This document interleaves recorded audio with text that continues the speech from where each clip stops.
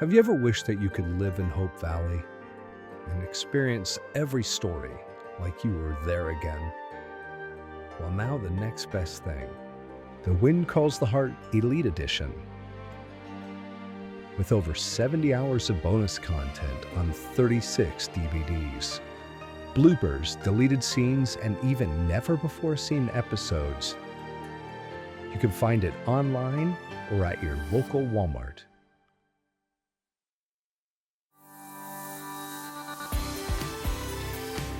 The 2025 Hearties Family Reunion. With never-before-seen interviews from the crew behind Wind Calls the Heart. Answering questions from Hearties all over the world. With hilarious stories and insights. And some surprise moments that nobody saw coming. You guys came at the right time. Give yourselves a hand, seriously. This one is gonna be so cool. There's so many cool announcements, so much cool stuff coming your way. High five your neighbor. Tell them they're a winner. Say, you good-looking thing, don't you ever die. Years ago, the Writers Guild of America put up billboards all across, I think, Southern California, with that and with, I think, 20 other moments like, "I'll be back." Somebody wrote that. The idea was just to remind everybody, it doesn't start with the beautiful faces that we see on TV. It starts with the writers, working hard to create the blueprints, working hard to build the architectural renderings for big buildings that we put up in our business. And without blueprints that don't fall in on themselves, the buildings would be houses of cards as well. That's the same principle in the TV and film business. There, it all begins on the page. And we're privileged today to have with us three of our wonderful writing team on Wind Calls the Heart. Let me tell you about them. Our new showrunner, Joy Gregory, season 13. She's had she started working on the show in season 12, and she's had a long and successful career as a writer and producer, working on nearly 300 episodes of fan favorites like Madam Secretary, if you remember that show, Switched at Birth, Scoundrels, which is very much like Wind Calls the Heart, and Joan of Arcadia, which was the show on CBS that took the place of a show that I worked on called Touched by an Angel the following season, and very much was touched by a teenager, I think is what we used to say. But she's also an amazing playwright and a theater performer herself from her days at the Looking Glass Theater in Chicago. So she knows writing, she knows acting, which makes her a double threat in our business. She has all the tools. Also with us today is consulting producer and writer Allie Devereaux, who many of you may have heard of before. And I believe Allie has been working on the show for the last 6 seasons. I could be off on that by a season or two. And we also have with us story editor Liam Fernley, who started out as a script coordinator and that has now been on the writing staff for the last 2 seasons. He's also the son of our beloved director, Neil Fernley, who passed away a few years ago. So we're keeping it in the family. Come on up here, guys.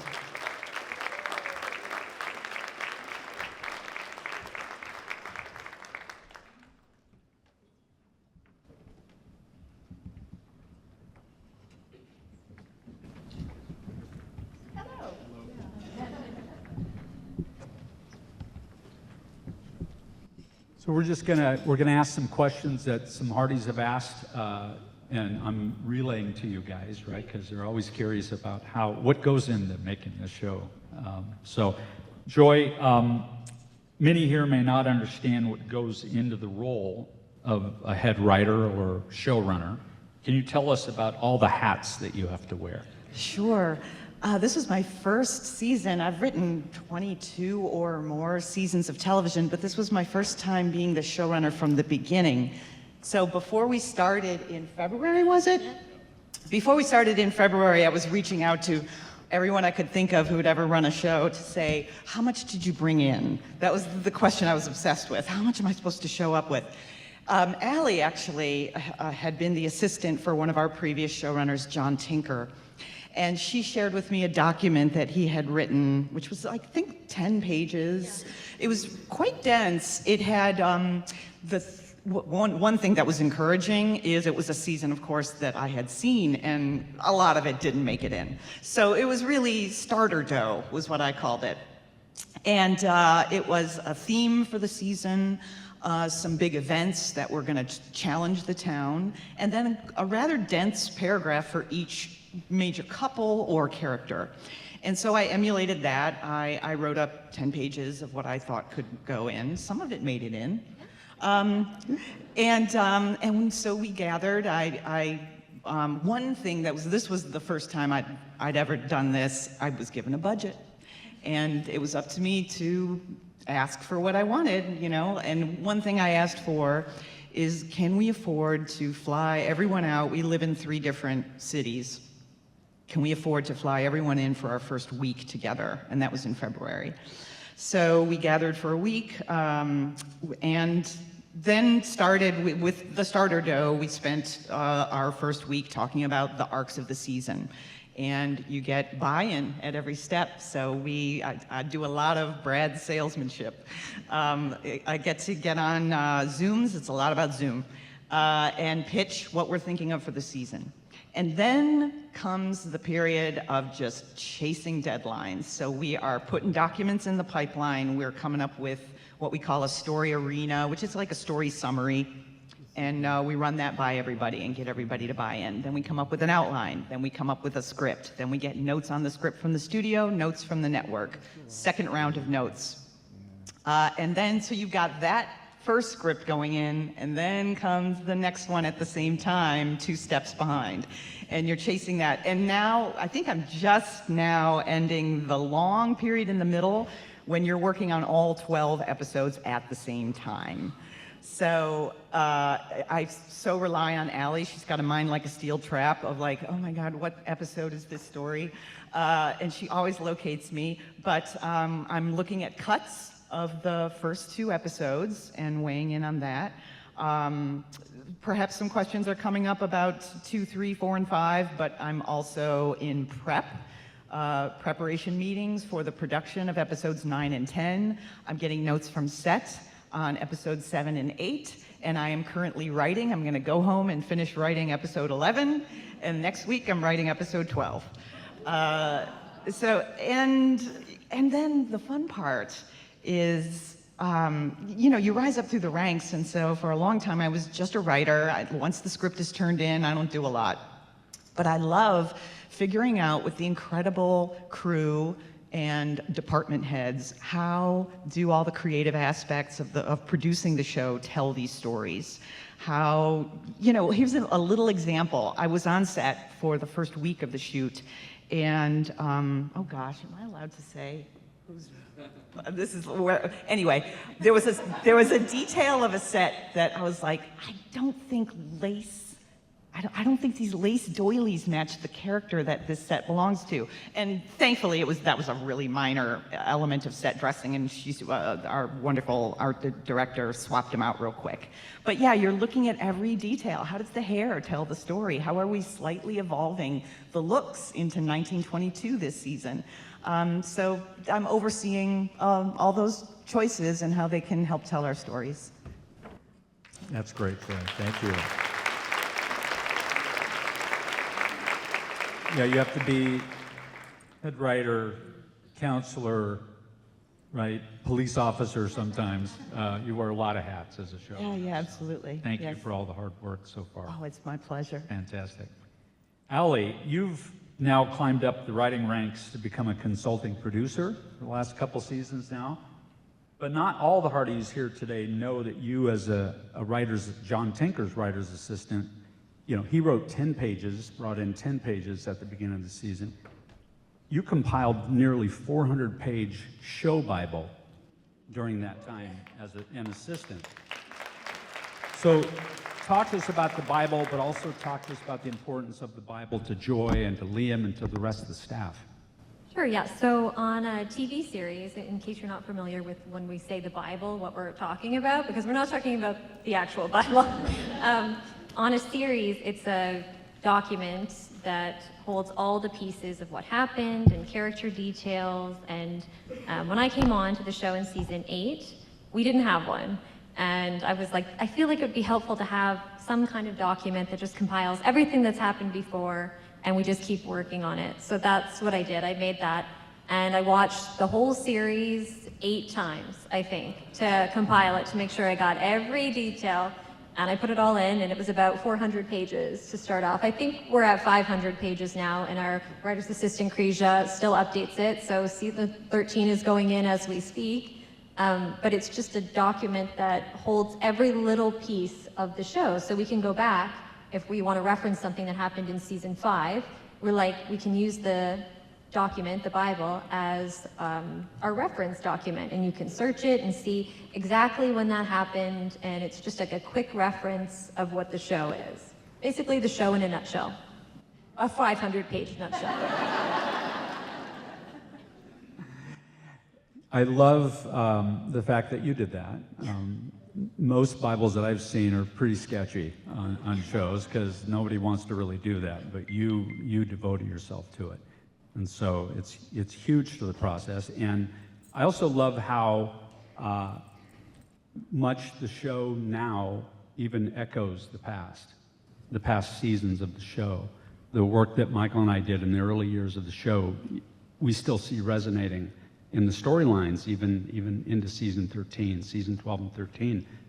Beautiful callbacks. So, but that Bible is what did that. Yeah, it's our guide. We can use it. I use it to remind myself what's happened, and then I make sure that every new writer that comes in has access to it. And our writer's assistants, since I've moved up from that role, the writer's assistants who have come in, have been able to update it as well. So good. Yeah. So good. Thank you. So Liam, I believe this is your second year on the writing staff. Am I right about that? Yes. Yeah. As a story editor. But your history of the show goes back. Almost to the beginning. Yes. Yeah. So tell us a little bit about that progression for you. Yeah, I mean, I didn't work on season 1, but my dad obviously did. So I visited on set one day during season 1, which was pretty cool. It was the old mine set. And then we had dinner shortly after that, very graciously. But then I joined the show on season 2 and 3 as the script coordinator. And then I moved on to other opportunities, but was so fortunate to be able to come back for season 11. And then still here. But what was nice about season 11 is that it was the last season my dad worked on. So we got to work together one more time. We'd worked together a few times over the years, but it had been several years since, so it was really nice. And to be able to do that, it really felt like coming home.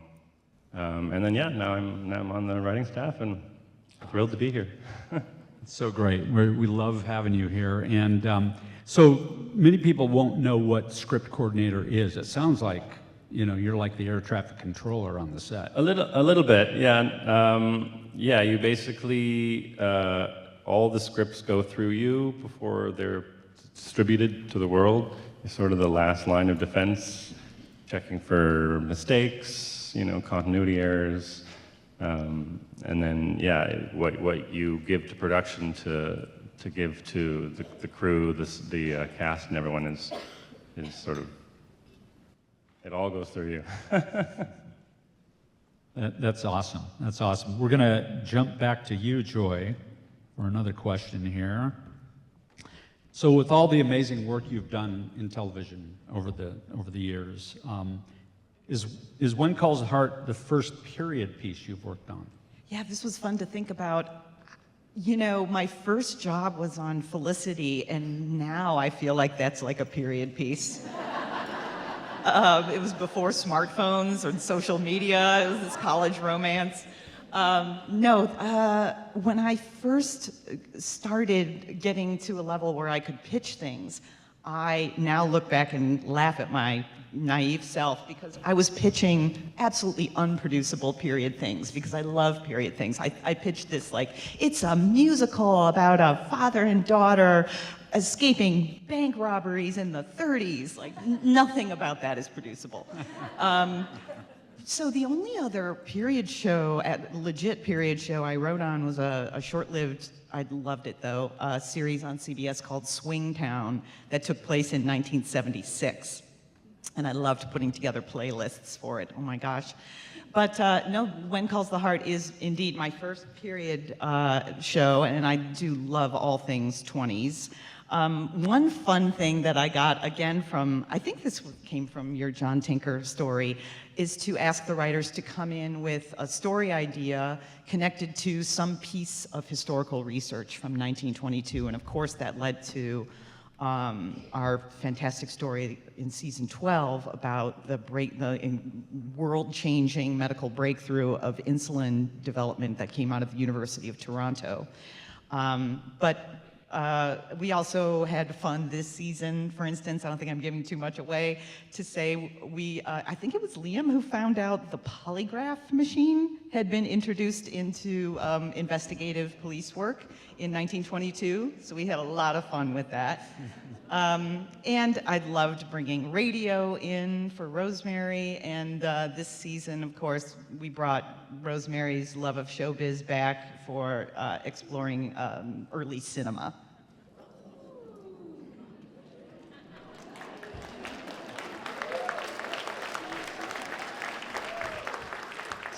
Spoiler alert. Even the length of the ladies' dresses is like everything is thought through. Absolutely, and that's what I love about period is the photos from our wardrobe department. Look at the hats, look at the shoes, and evolving the looks a little bit. You know, there was a big fashion sea change happening in 1922, and we do get to see some of that. You know, it trickles down to our frontier town. Allie, so, you know, Janette Oak's books inspired this show, you know, and so how do the writers keep faith with the tone, the spirit, the storylines, the characters inspired by sort of those books? Yeah. So I know when I first started on the show, before my first day, I just tore through the first book of the When Calls the Heart series, and I loved it so much. And I know now we're at season 13, and even then at season 8, we had touched on a lot of the original sort of storylines and some of those themes from the book series that existed. And we do have to move a little bit away because we're moving into 1920, 1922. But I remember Derek Thompson, who was a writer on the show for a long time, he told me very early on that whenever he was lost, he would just go back to the books and read the books. And so I took that on as a writer. And if ever I feel like I'm not sure about a story or I'm going into a pitch, I'll go back to the books and I use it like a compass. So I think we all kind of do think of it in that way, that the book series really is our compass and our North Star, because without it, we wouldn't be here. And if ever you're feeling like, I'm not sure about this story, go to the books and really absorb it, and that can be what guides you. So thank you, Janette. I love that.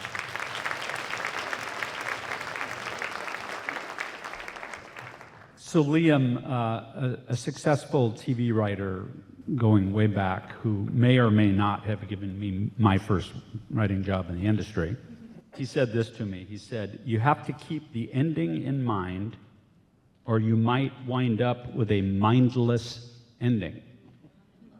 So on the staff, how do you all approach a new season? Do you work on knowing where the season is going to end first and then build each episode toward that, or do you just follow good ideas no matter where they go? It's a combination of both, I think. Certainly, like Joy alluded to, we start with this sort of starter dough, which is, at least with Joy, it was a basic outline of where the season might go. But, 12 episodes is a long time for things to change. So we're always keeping our options open. And we're also building towards multiple endings. We've got the interpersonal relationships. Where are we going to end everyone's story, all these couples? We've got maybe a Mountie investigation story that we need to wrap up.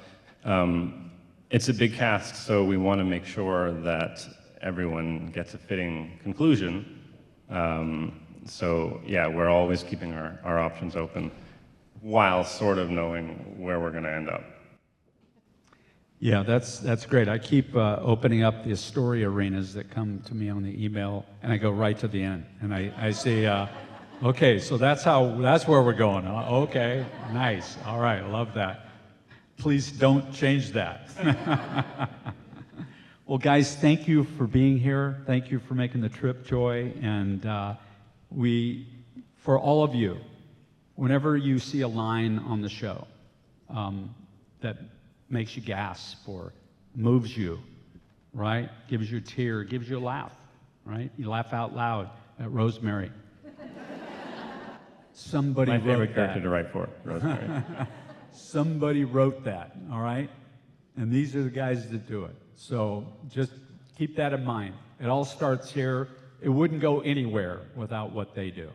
So thank you, guys.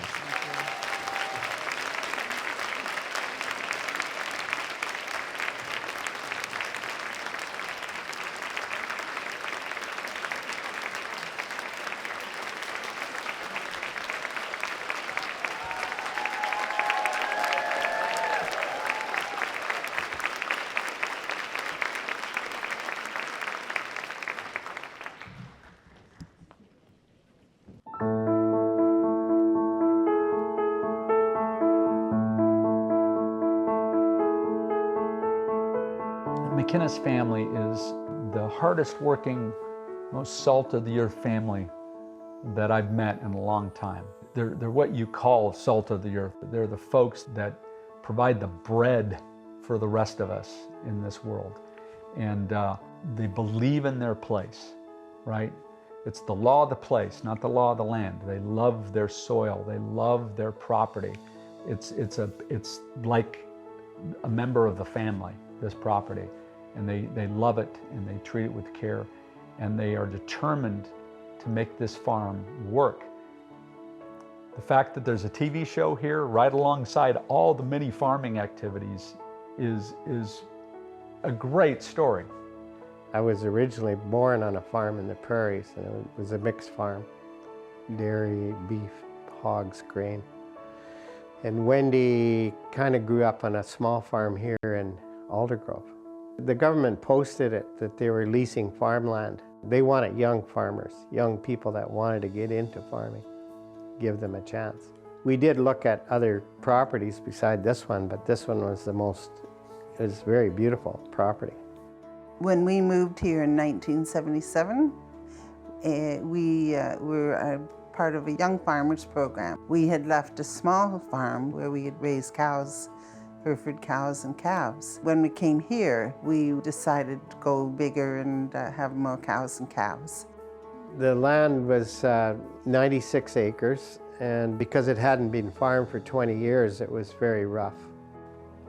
Just wild grass and mostly blackberries and big trees. So we had to clear it all, level some spots and plow it up. We planted the whole thing in grass. We went to the bank with this crazy plan that we would buy cattle, fatten them in a feedlot, sell them. And all our figures showed that we could make money on it, so they gave us a pile of money. Then everything went south on that.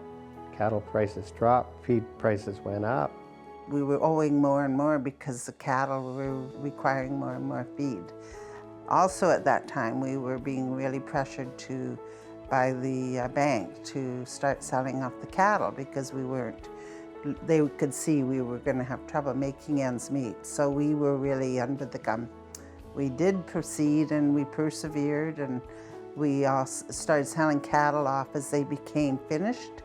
We had 500 head of cattle. They let us keep a portion of the money out of all that was owed. And we were then able to use that money to continue on and not have to leave the farm. Then we went into dairy after that. And then we were able to buy the land because of the fact that we were going to dairy, and the government had this program. We were always optimistic. We thought we were going to be the biggest dairy farmers in the Fraser Valley. Always big, right? And then the free trade agreement came along. We thought we would lose our quota, would become worthless. That's when we sold our cows and quota. We were a dairy farm. We had feedlots, so feedlot / dairy farm. We did that till 1992 when I was 12 years old, and then we sold the quota, which is the right to sell milk and all our cows and calves. We got into horse boarding at that time because Langley is an area where a lot of riding takes place. Next door we have Thunderbird Equestrian Center. It's an area where a lot people were interested in keeping horses. So we've got into horse boarding, so we did that for a while. That wasn't enough to keep the cash flow coming in that we needed to support the farm. We got out of the dairy and started boarding horses. And then we planted the trees. It was a program that was subsidized by the government. So they helped us plant 36 acres of cottonwood trees. We walked around and planted, it was I think 12,000 trees. So you see Hope Valley, all those trees surrounding it are the cottonwood trees. The reason we were planting cottonwood trees is because it was supposed to be the next big thing. We were meant to be able to harvest them in 10 years. They're a hybrid cottonwood tree. So they were gonna grow super fast, and then we were gonna harvest them, and it was gonna be for toilet paper, of all things.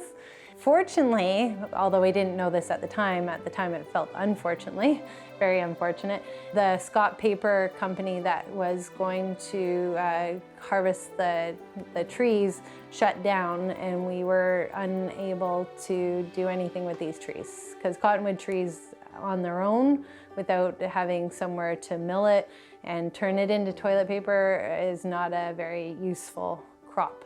So we just had the 36 acres of cottonwood trees and nowhere to sell them to. So we were a bit scratching our heads and didn't know where to go from there. There was a chance flyover from Scary Movie 4, was flying over looking for a place to mock the movie called The Village. And they saw the cottonwood trees and they thought it looked just like the surrounding where the village was placed in the movie The Village. So they approached us and asked if they could build a village. The location guy came up to me when I was working in the yard and asked me if we'd like to make a movie, and I thought, then again we were wondering what to do, and I said yes. So they built the village, and that was quite the experience. We just said, you know what, leave the set, because we had some students that wanted to do some filming, so they did that. And then we also had Peter DeLuise had a production called Beyond Sherwood Forest. And Peter DeLuise, of course, is one of the directors at When Calls the Heart, a wonderful man. And from there we met these cowboys / horse wranglers. They're the ones who were doing all the horse stunts for Beyond Sherwood Forest. And they suggested, I think it might have been a joke, but I'm not sure. For some reason, we didn't take it as a joke. They said, why don't you move all those buildings and build a Western town? And we said, yeah, let's do it. My reaction was like, are you kidding? That sounds like money. Number two, we need a lot more things in a Western town. My husband just thought it was fantastic. What guy hasn't wanted to have a Western town? So the Western town was going to be built, and it was a journey that I would never take away. I got a call from a guy named Kevin McInnes, who said, we heard you're looking at locations in Vancouver area, Western towns, and would you come look at ours? And so we said, sure, happy to know about Jamestown and the name of your movie town. And so we drove out to Langley and came to visit the town, and you know, they had done a nice, simple, one street kind of Main Street town that was finished but kind of unfinished. A lot of facades. Facades are just the front of the building, right? But there's no real inside to the building. And so we said, okay, well, this is a start. What else you got? And he said, we have rivers and fields and forests and hills. And we said, okay, we got to look at all that. And by the time we were finished with that day, it was clear to us, Jamestown was the place. We were all standing up here just actually where the row houses are. And he said, this is where the row houses will go. He said, okay, let's pull the trigger. I'm sold on this place. I like it. And then I asked the local producer, I said, well, when will we know? Because I guess it hadn't sunk in. And she said, he just told you we're doing it here. And then it was very surreal. The town needed some work. It needed to be finished. None of the insides of the buildings had been finished at that point because it was just used for commercials and so forth. So we put our heads together and we said, okay, well, we got to finish the saloon. We got to finish Abigail's Cafe. We got to finish a few of these buildings so we have interiors to go shoot in. But the other thing is we need a mine. We need a mindset for the beginning of the mythology of Coal Valley at that point. And he said, well, we got this warehouse that's pretty big, and could you build that on the inside? And by the time the vision came together, we realized you could put a starter mountain on the side of the building and use the cargo door as the entrance to the mine and build train tracks leading around the bend and put in all the pieces that you need. And then we could lay in the beautiful mountains behind that, with the magic of visual effects.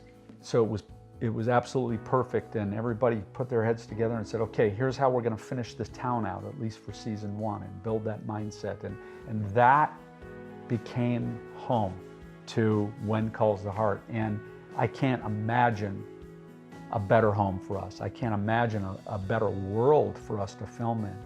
But I do feel like this is just such an amazing property. It's special. I always felt like I had faith that it would work out in the end.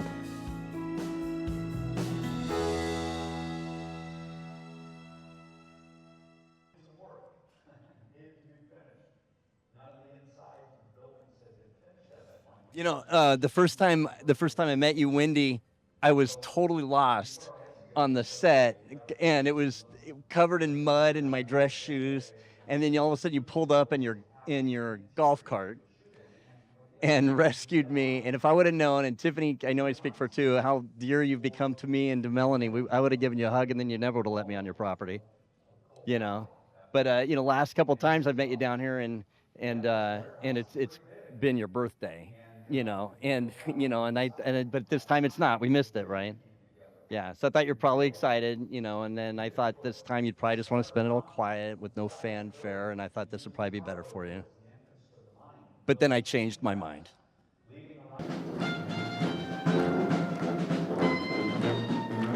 Everybody gets a piece of birthday cake.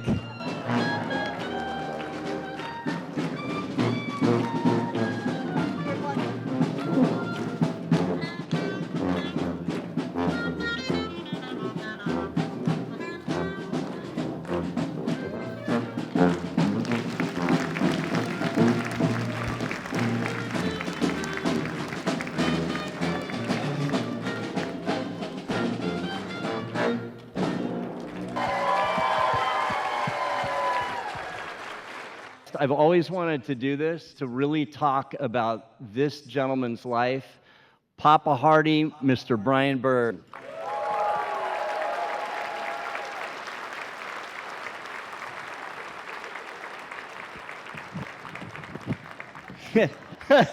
we could teach you that one. Hard act to follow there. Wow. Wow. Well, good casting. You're the fourth kid in the lineup. You're going to interview me. Yeah, I know. Yeah, welcome to Tiffany's world for sure. Yes. So, because I think the first time I met Brian was somewhere around 2003, I think. And I swear, it's like every time I talk to you, it's like some other thing that I just never knew. And it's so to actually kind of get just to talk about this journey you've had from beginning. I mean, the seeds you're working in, I mean, it was like young for you, right? Like when you started? Yeah, my mom,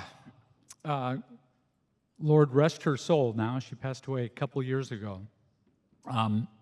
She kept, as most parents do, you keep the box of your stuff, right, from your childhood.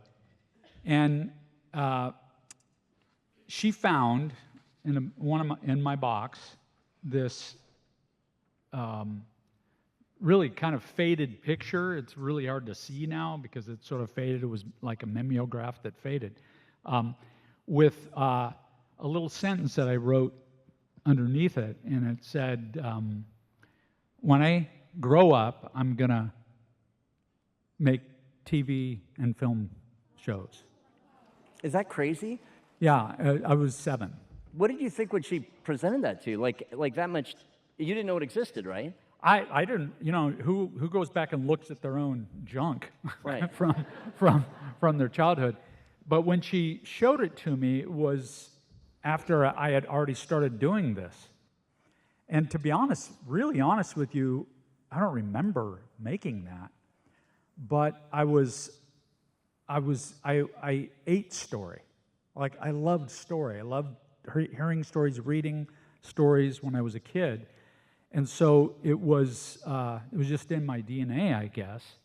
And but she said, this is prophetic. This is prophetic. Yeah, it's just amazing.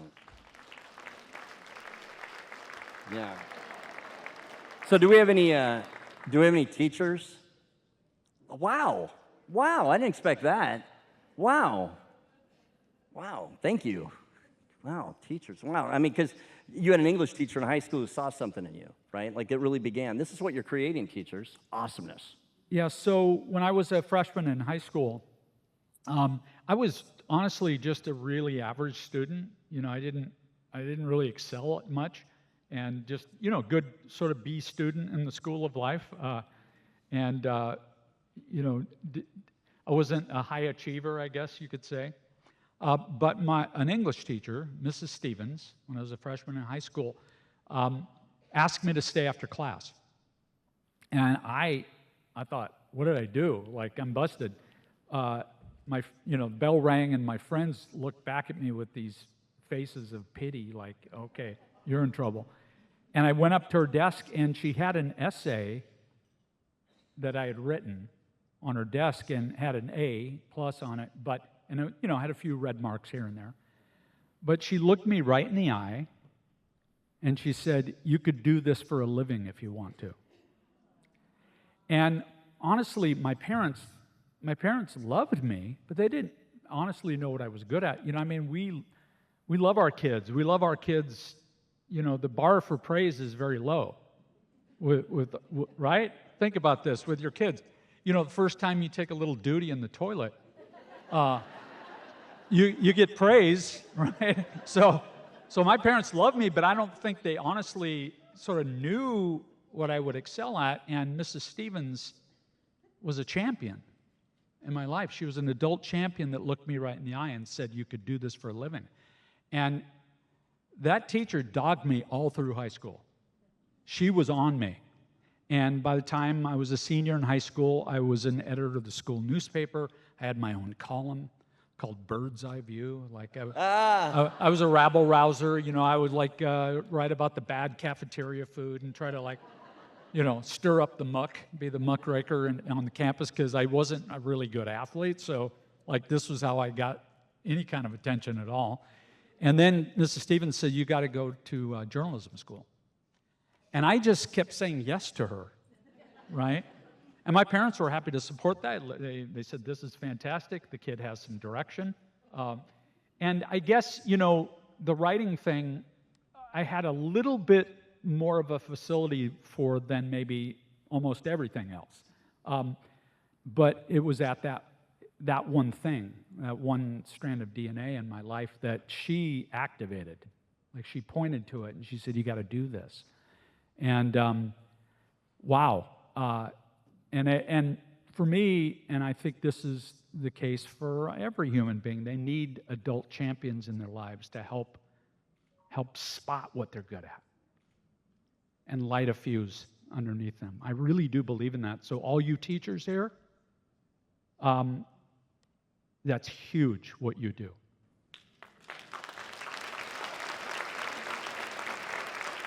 And I understand why you would love a show about a teacher. Right? Right. I get it. I get that.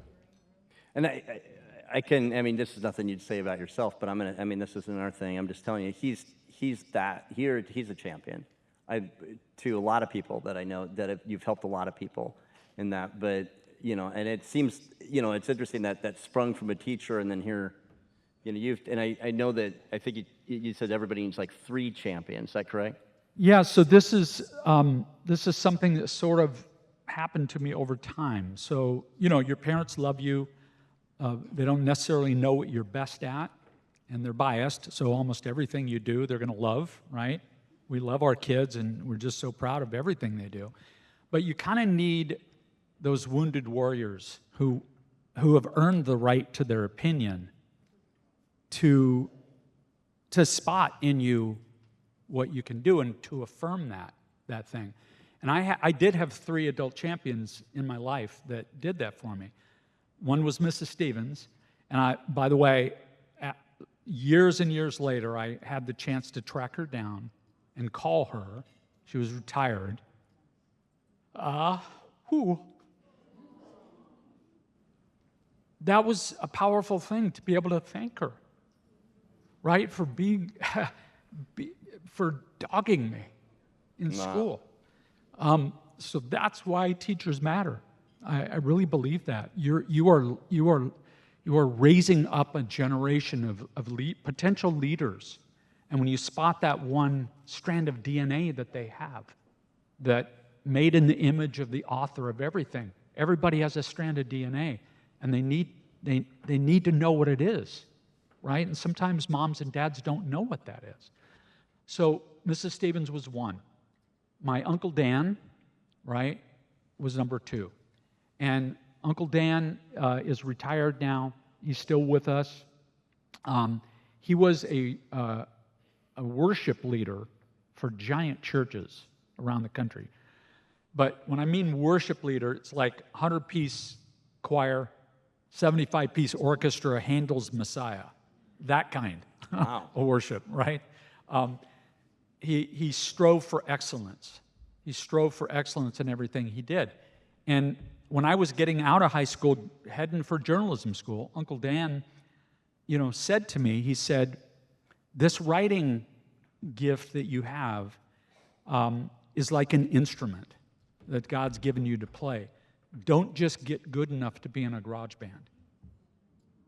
Get good enough to be in the symphony. And that carrot that he dangled in front of me, I'm still trying to get to the symphony. I still try to get to that carrot, right? Well, opinions vary. Well, yes, okay, so maybe some people think I'm in the symphony. I'm in 5th chair. There's still a guy in 1st chair. I should be in 1st chair. Like that. So the idea is to continue to strive for excellence, and even, if you don't make it, right? Even if you're not the Michelangelo of your generation, trying to get there, you're going to hit at such a high level, much higher level than you would have. So that was number 2. The 3rd champion was my beautiful wife Patty's great uncle. So her great uncle, Don Ingalls, she cornered Uncle Don, at a family gathering when we were first married, and she said, Uncle Don, you should read my husband's newspaper, clips and magazine clips, my journalism. And whether he was, guilted into it or it was just a great guy, and both are the case, probably. He said, sure, I'll read your stuff, and he did. He fulfilled that commitment to me, and then he called me up and he said, you're a good writer. Have you ever thought of writing for film and TV? Uncle Don was a writer going back to the golden age of television. He had written and produced on The Rifleman, The Big Valley, Bonanza, you know, he was on Star Trek, the original Star Trek.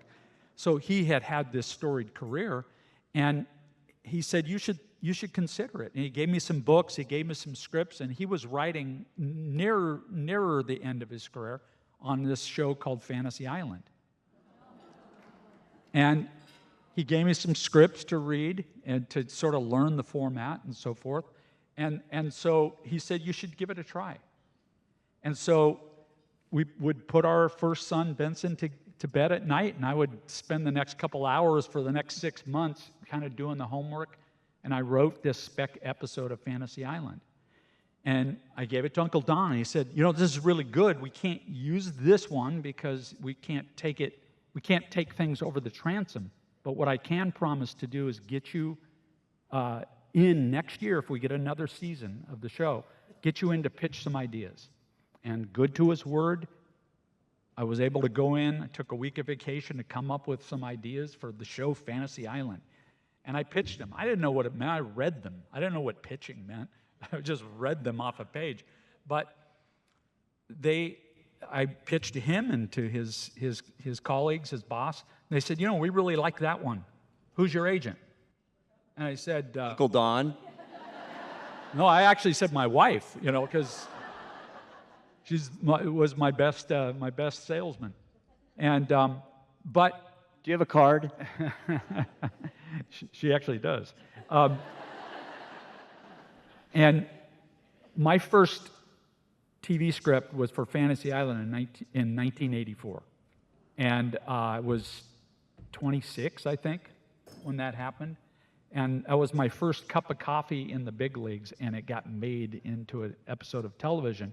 And we watched the episode on like a big giant 28-inch television, color tube television built into a beautiful console, wooden console, right? And we saw my name come on, and we had all the family there, and everybody cheered me.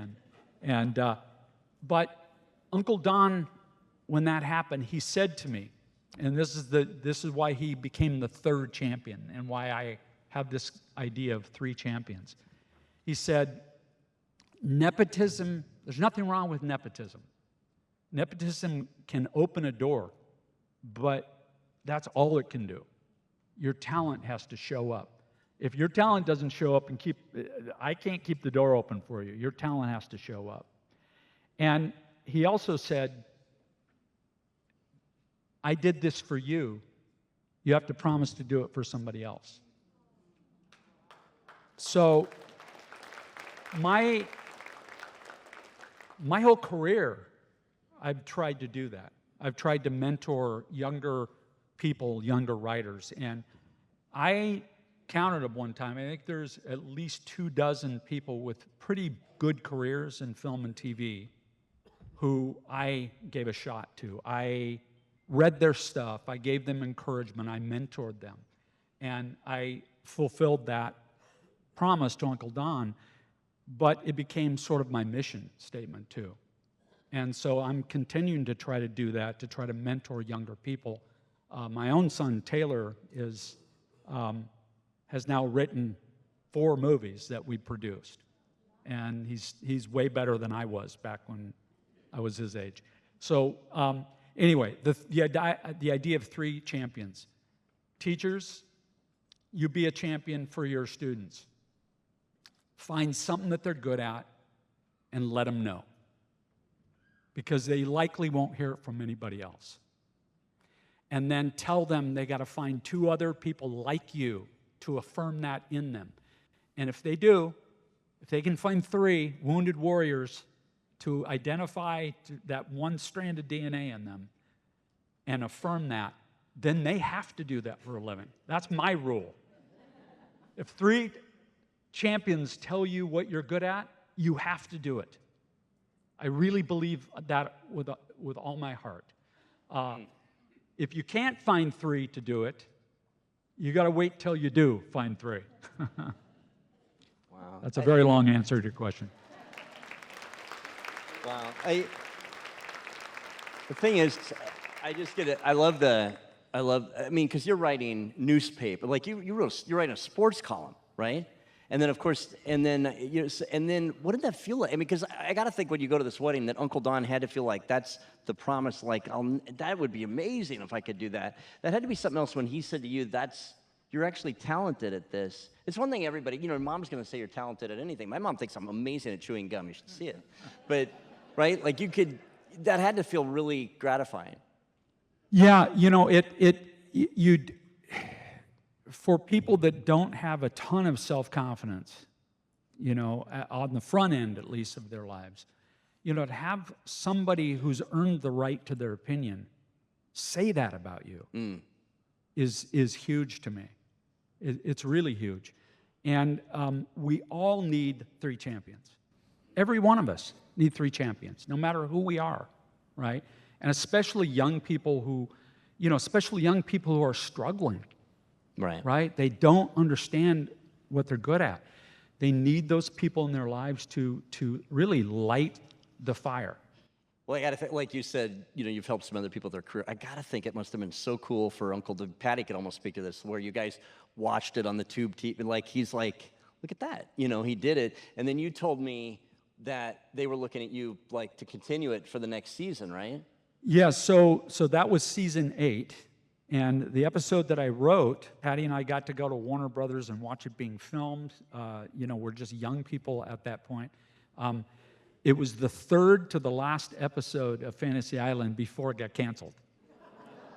And so Don had told me, if we get picked up for a 9th season, I'm going to lobby to get you in here as a story editor, on the kind of the low end of the food chain of the writing staff. And so, it was sort of like, wow, this could be a big opportunity. And then the show got canceled, and he didn't retire quite yet. He went on to work on a show with William Shatner called T.J. Hooker, which was a cop show. And it was, a whole new situation, and so he didn't have the ability to kind of pull me into that world at all. So I thought, okay, well, I had my 1 cup of coffee in the big leagues, but that was a game changer for Patty and I. I was not making that much money as a newspaper reporter, and that one script doubled our income that year.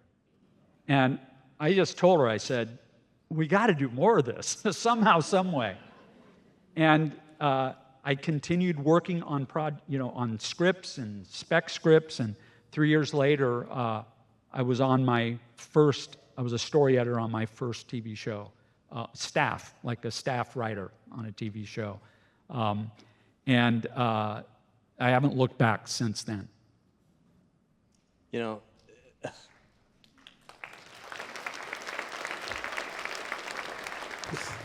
Brian is, this is my analogy I say about Brian, is I say, and he's heard me say it before too, but if God made Adam out of dust, then I think he made Brian out of Adam's teddy bear. Just a sweet, nice guy, and at the same time, an incredibly tough human being. It's a very tough business. And, you get a lot of rejection.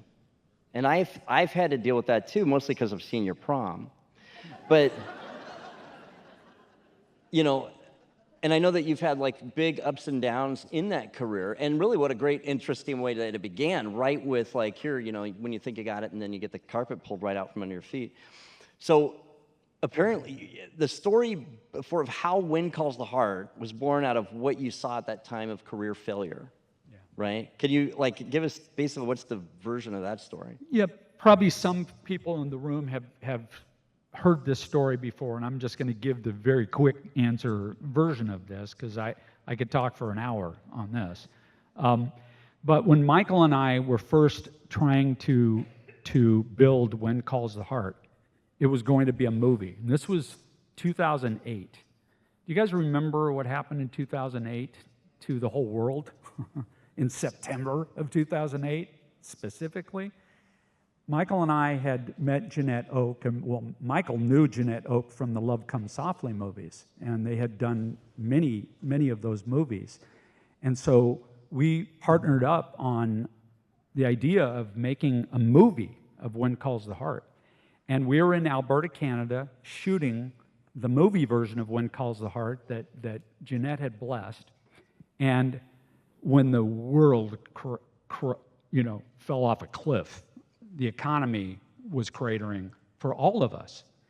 And when you're in the middle of a movie and the economy falls apart and your money melts down, like that is the absolute worst thing that can happen. It's like a widowmaker.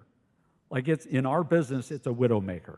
It's like it's a heart attack that you can't recover from. And you can recover from it if it falls apart before you start filming, or maybe after you finish filming, but not in the middle. And so we had to close up shop, fire everybody, run with our tail between our legs back to the United States. We're filming in Alberta, and Janette was with us the whole time and watched it all happen and just loved on us, and was a champion for us. And we came home with our tail between our legs, and I had some, both of us had had some strong success prior to that. I had written for Touched by an Angel for many years and Step by Step, and so there was hundreds of episodes of TV that I had written or produced, prior to that point. But I literally came home telling Patty, I think I'm done. We had to fire everybody.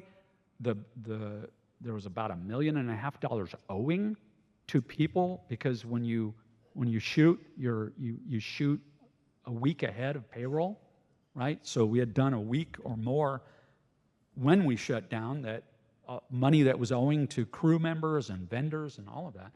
And we just thought, okay, well, the money melted down. It wasn't our problem. It wasn't our fault that this happened, but it's on us to fix it.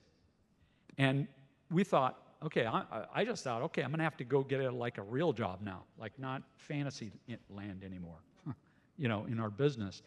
And it was a huge wake-up call for Patty and I. We didn't know what our lives were going to look like. And it took us 3 years of talking to everybody we knew to fix the problem. But then we finally did.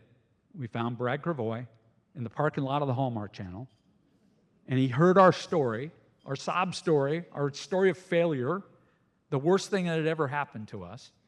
And he goes, why didn't you find me earlier? I eat these kind of problems for lunch. I love salvage operations. And so we went into the Hallmark Channel with Brad with our half-finished movie. We cut together and showed it to them, and they said, this is great. We love this. Can you do this? Can you finish it for $1 million in Romania? And we just saluted. Yeah, how high do you need us to jump, sir?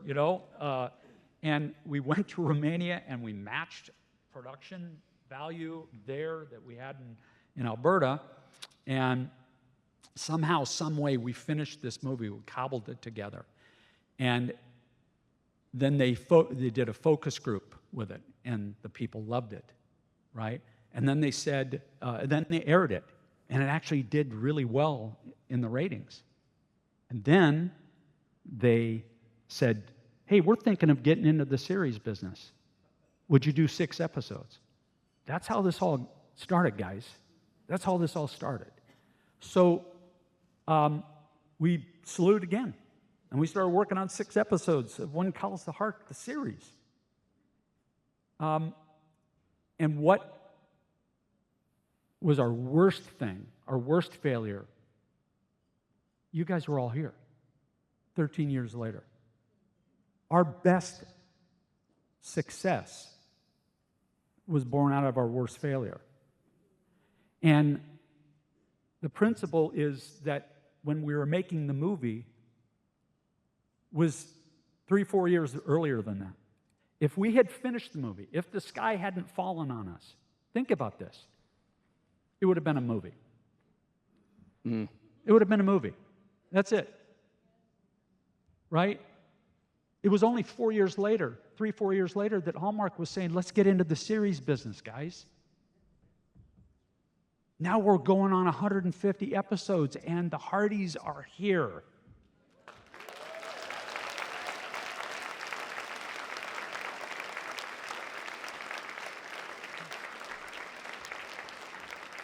I say this with all sincerity. It's not us. That's not us. That's the Father. Right? Think about that. We had to go through the wilderness to get to the promised land. We had to. But his plans were better than what our plans were. And you are all part of the plan. All of you. So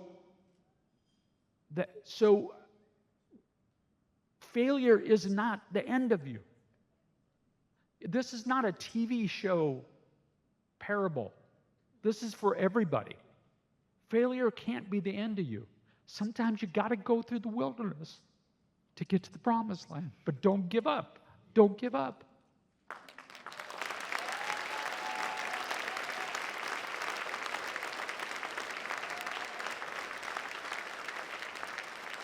Yeah. I love how you look at Patty and you, I think we're done, and God's like, I don't think you're done. 139 episodes plus season 13 later. The good thing too is that you had that, because I think it'd be really inconvenient to do this in Romania. That's just, I like Canada. I mean, they have cool accents. Yeah, so we got to talk about this. So besides When Calls the Heart, busiest guy in show business, every time I talk to you, what's other projects is Brian Bird working on right now? So, some of you may have heard about this. Next month, Michael and I begin shooting the pilot movie for Home to Harmony.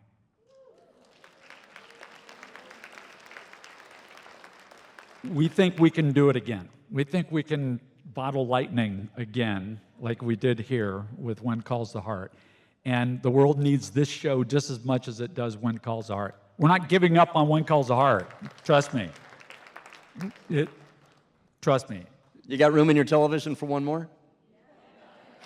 We think you'll be back here next year. We think you'll be back here next year.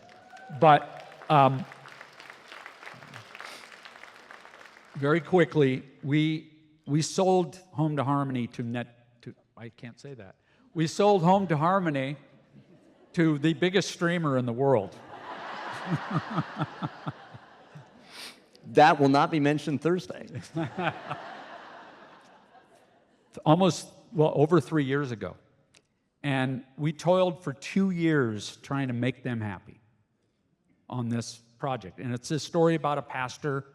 It's the main character is a pastor who goes back to his boyhood town to take over his boyhood church in a quirky town. It's Seventh Heaven meets Northern Exposure. But it's full of grace. It's just full of grace. We just know the world needs a show. So we tried.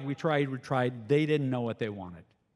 They kept throwing all these curveballs at us, and they moved the goalposts. And we finally, a year ago, said, give it back to us. We want to do it ourselves. And so we are. We have raised money, and some of you may have even invested. I don't need to see your hands, but if you did, thank you for partnering with us. We're going to do this with Angel Studios, the same studio that launched The Chosen.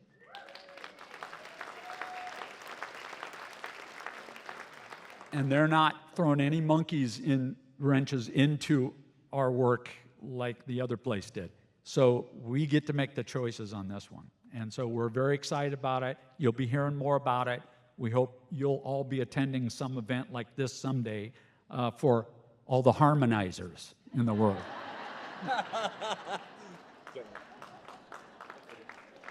Great. Well, all right, you guys can look for that. Thank you, Brian Bird. Thank you, Hearties. Thank you, Hearties.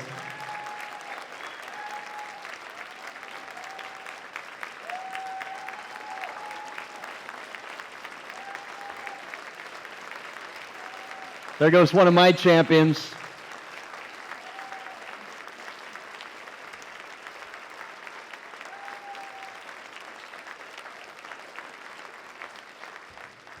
So my background, when I was young, my family, I'm going to get emotional. My family moved up from California to Washington State, and I really didn't have much of a relationship with my grandparents. They're great, but they were far away, and I just didn't. And one day, I was, I met Janette first, and it was like about the same time as Brian, around 2003.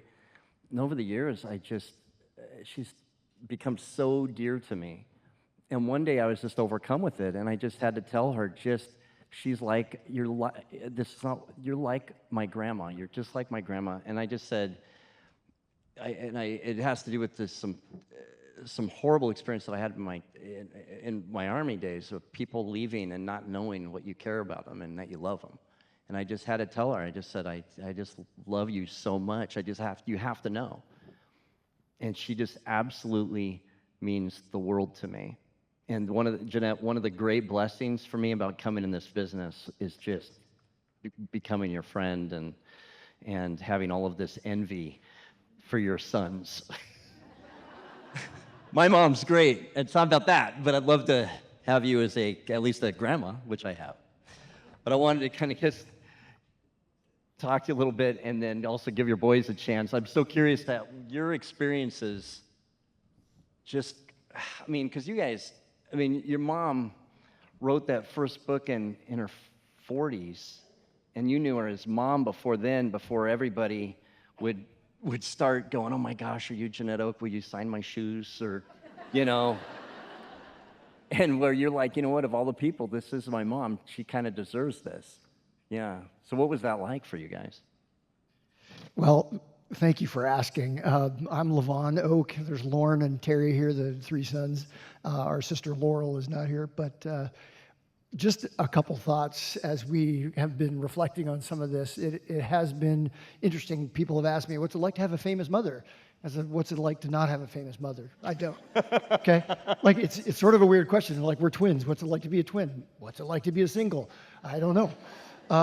But one of the things that I've been recognizing lately is in the trips that I've had to visit Mom in the last few years, hearing more of her stories. And you all know that the older you get, you look at your parents differently. And it is a human thing to be seeing those things differently as you grow up. And hearing and listening more intently as I've gotten older to her stories and what she talks about that was important or is important to her. She was born in 1935. And so growing up for her, I've heard more recently about the war years into the 1940s and what it was like to be scared of planes flying overhead. And what some of those things, like the resources were going to the war, so they didn't even have a car. And one of the stories she told me was that my grandma, her mom, stood her on a piece of cardboard and traced out her shoes and then cut out the cardboard to send it to the creamery so she could get some shoes back that fit her. And just sort of the ways that you just had to do things. Wow. And sort of make things work. And there was a bunch of kids in the family. There's 8 siblings, and just sort of the relationships with them. And one of the things that has come out that I've been listening to is just how important her family was. When she was a teenager, times were hard. And so there was times when she would go out to other relatives to kind of help out around the house and be part of different families and just be helping. And that was just something, yeah, of course we'll do that. And it was just the way you survived on the prairie.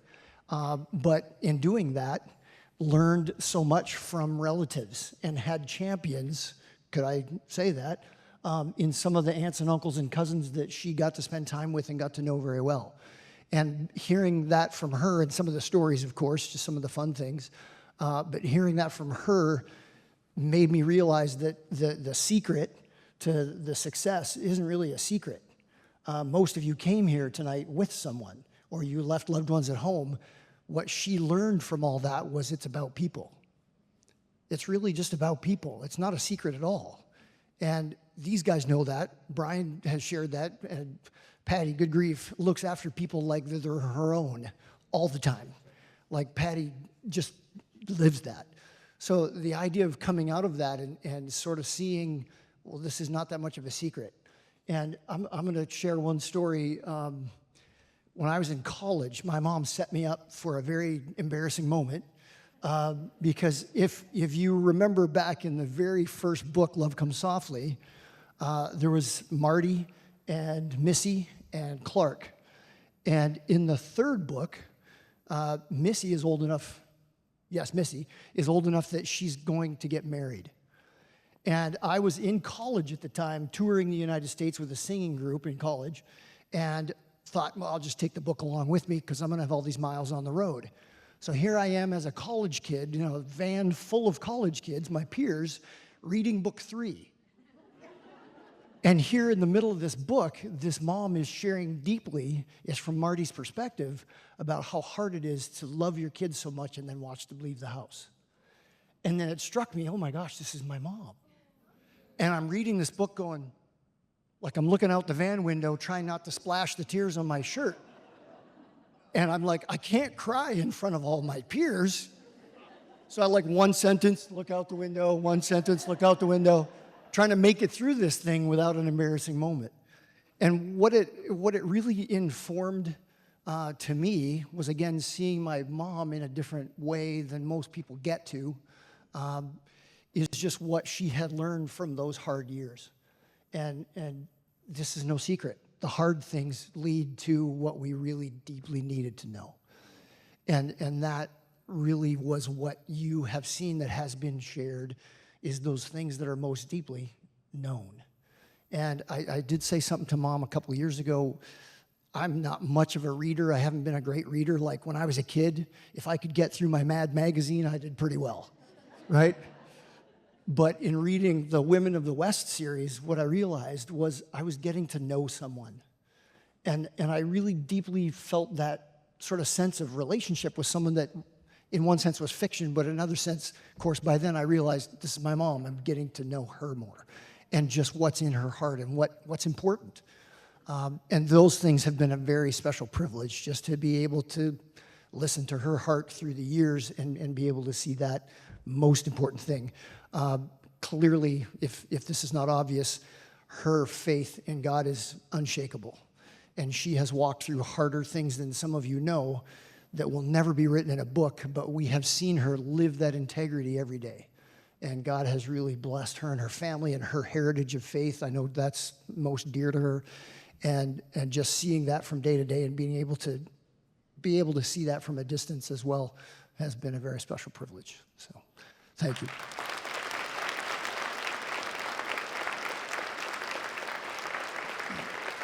Well, hi y'all. I'd tell you my name, but it doesn't matter. I'm just one of the twins. And I got to say, first of all, even though we're twins, we're wired a little different, which you'll hear in a minute. First, I want to say, Elliot, back off. That's my mom, right?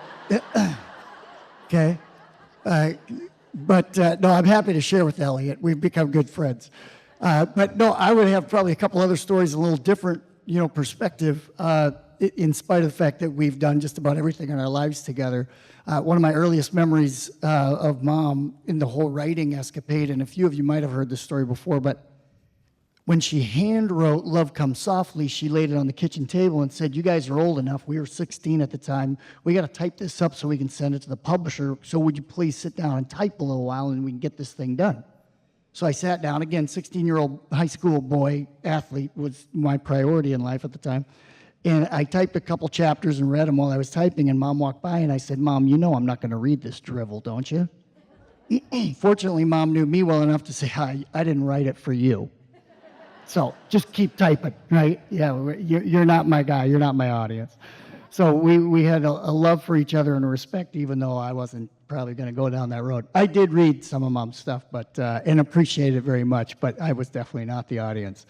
But the other things that really, I think, helped me in life, and the thing that we've highlighted a little bit, is just how much clarity Mom had about people and emotional intelligence. Before there was the word emotional intelligence, Mom was living that life.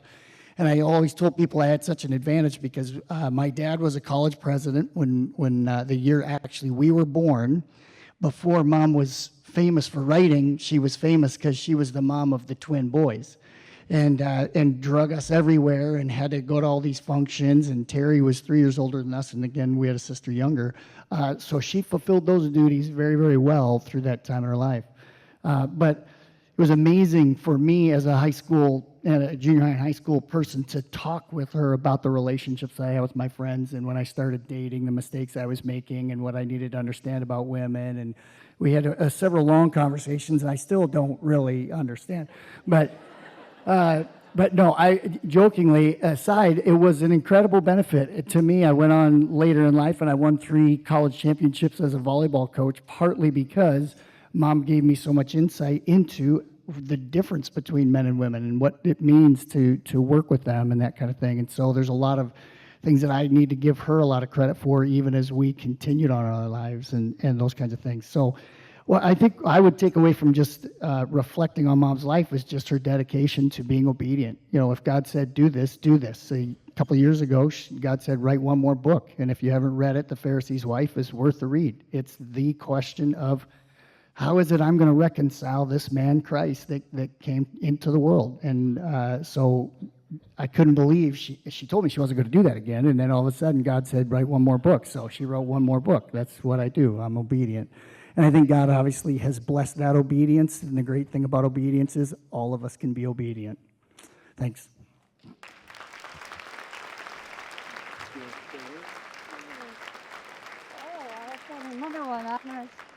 I am Terry Oak. I'm not one of the twins, if you can't tell the difference. Many people confuse us. I'm going to answer Levon's question. What's it like to have a famous mother?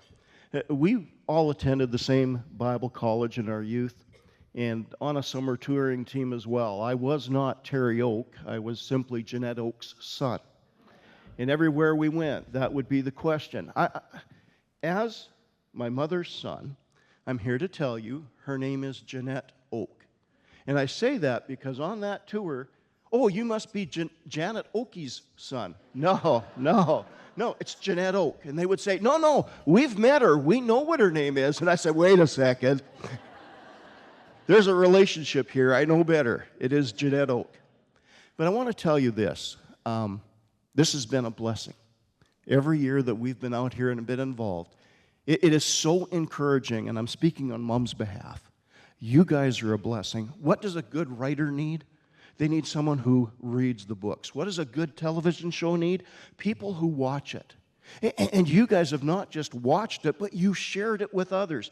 One of the things that I've enjoyed when I've come out here is to watch your relationships with one another. Yes, they start with a show that started with a book. But it's your love, your friendships and fellowships that has carried that on. You are such an encouragement. And so I just want to say thank you. Thank you for the blessing that you have been to us as a family and to Janette Oak. Thank you very much.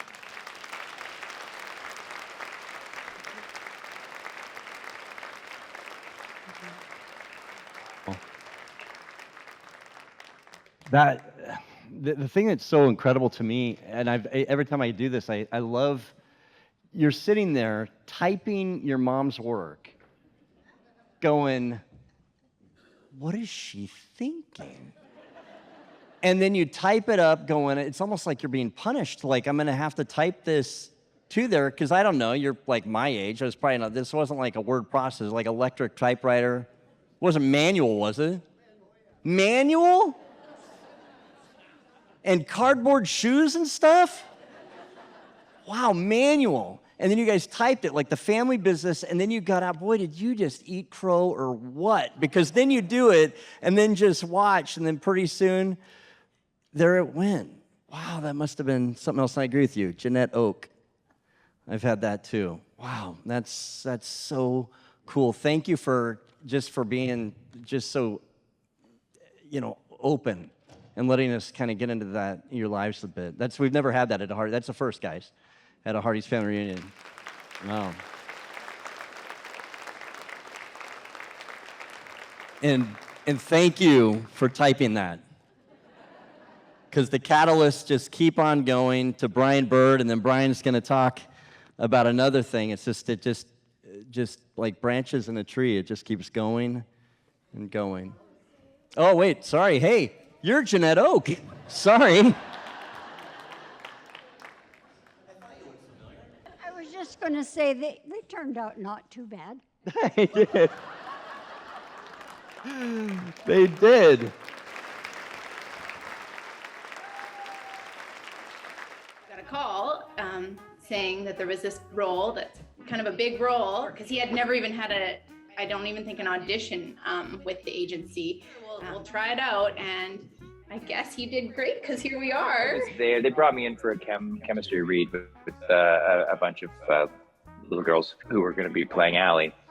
And yeah, there was something about Jaeda right away, and everybody kind of knew it. And Mike Roll was running the session at that time, and he was like, "Yeah, you guys just play really well off of each other, and I think there's something really special in her." And I think cute. Yeah. It's just perfect casting. Yeah. And we all got along very well, especially a lot of the girls who were background at the Schwartzman School, also all visually impaired. Okay. We all.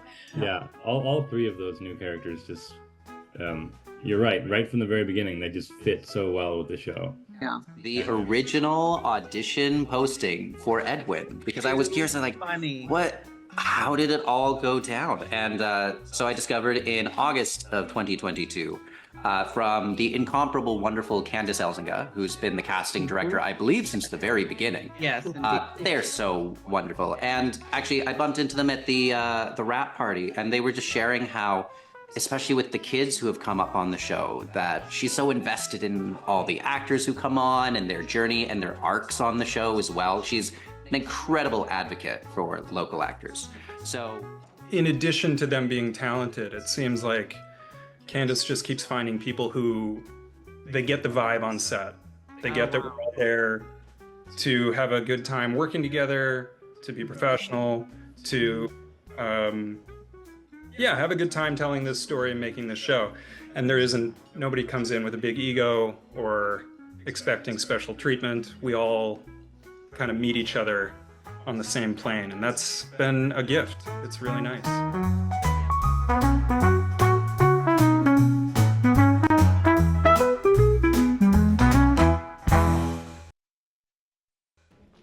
They bring us the mesmerizing talent that graces our screens every episode. Welcome to the stage, the super women who cast our show, Candice Elzinga and Martina Smith.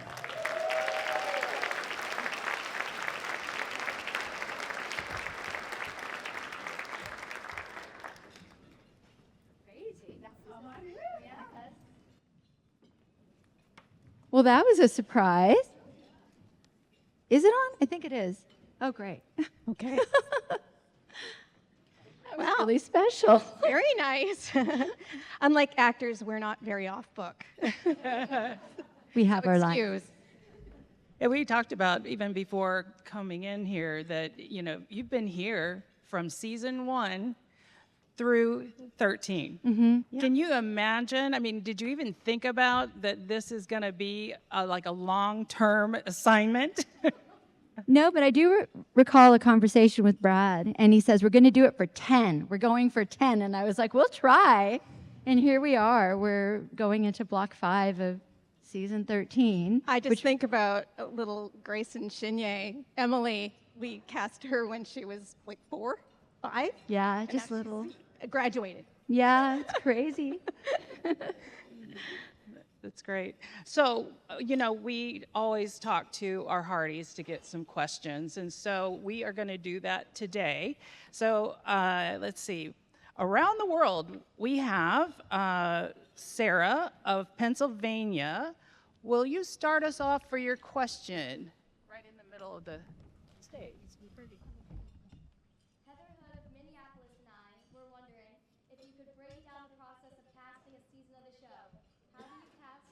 Typically work for both recurring and guest roles. Yes. So I'll dive in. So, but you know what? But I have to do a shout out first, because when Christy was talking about the phenomenal Janette Oak, I wanted to say that I grew up in Lethbridge, Alberta. I was in southern Alberta for a big part of my life, and I had her book in my bookshelf. It looked at me every night. I read the book. I had no idea that this would be in my world still. And you could, it's just very interesting how the book has found so many people. So here we are breathing new life into new characters that are being created all the time, but the stories go on and the spirit of the show goes on. So I'm very grateful and wanted to share that. But yes, okay, so we start with the words, with the script. Yeah, everything starts with the script, and sometimes we have a sense of what is coming next, but for the most part, it's brand new to us, just like the audience. And yeah, we're reading it when it comes in our inbox, and we're reading an episode. We are the first audience. Well, we're not the first because the script is read, but we are reading it and wondering how we're going to breathe life into the new characters and how they will fit with our existing cast. We're starting, the wheels are churning immediately.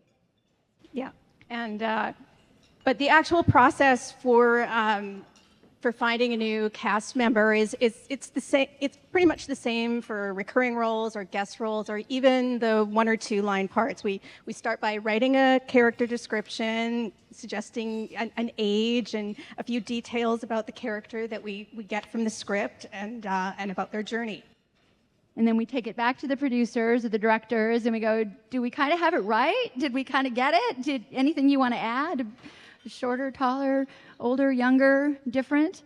And we get a graced and it goes out and we send it out into the agent universe. Then Martina pulls the sides and we talk it through. And we start to play the characters so that we can think more about how they would be and how they would fit in with our cast. So it's kind of part-time. The actors, they just get the little portion of the script with their character because we don't want to give anything away. The script is secret. Stories are secret. Yeah. And so that's... I want to make sure this is on, because I think this was the one. The one. Is this the one that wasn't working? Got the dud. Is it working now? Not so much. Okay. So those are called sides, right? Sides. The actors. So it's just the portion that the actor does. We cannot reveal before or after. We give a little tiny bit of context, but we just want to see them doing. If a character is really large, we'll pick 2 or 3 scenes that show an arc of the character, so something that they can play and give us a taste of what they would do with the role. But then we get hundreds and hundreds of submissions of names is how it starts. And then we go through every single profile of each actor, and then we choose. Now, in the days when I was doing sessions with Brian, we were doing everything in person, so that was much less. In those days, we'd only see maybe 6 or 8 people per part. We would put our weight into just a few actors because that was the only time we had. Whereas now we can see about 20 or 30 people per part. Yeah. Unless it's a big search, like a recurring we might see role. even more. Yeah. Right, Yeah. yeah. But and then we watch it. We independently watch all the auditions that we have requested, and then we figure out a time and we confer. Yeah. Oh, he was my favorite. We like to compare notes, and it's like, yes. A lot of times we're on the same page. Occasionally, there might be someone I like, Candace doesn't. Yeah. Vice versa, and we knock it out and decide who goes on the link. We decide. Yep. And then we wait again, and we go, I wonder what our producers are going to say. I wonder what the director is going to say. Are we on the same page? Because it's a very, very collaborative profession. We do start with, narrowing things down, but in the end, there's always somebody that just feels so right, somebody that just resonates with the show and just feels like they really own the part. Just really shows up and it's the right. But, we see so many actors that, even though, and everybody's great, so we love to make our producer's job difficult. Yeah. And sometimes we'll read them and they're not necessarily right for the role that we're reading for, which has happened on this show. That's right. Didn't Andrea Brooks read for Julie Thatcher? Yep. Yeah. So she was on our radar, and we just absolutely adore her, and we'd cast her many, many times and just thought she's perfect for the show.